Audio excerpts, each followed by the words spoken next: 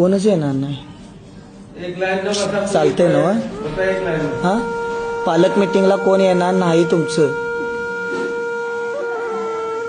मग आता कसं करायचं.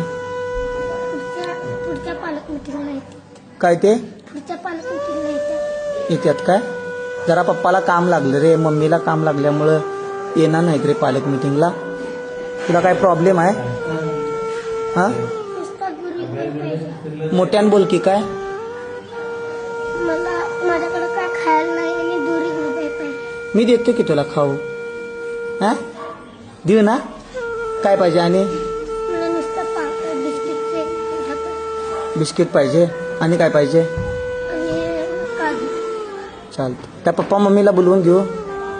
हा मी सांगितल्यावर लगेच येणार. सांगू काय सांग.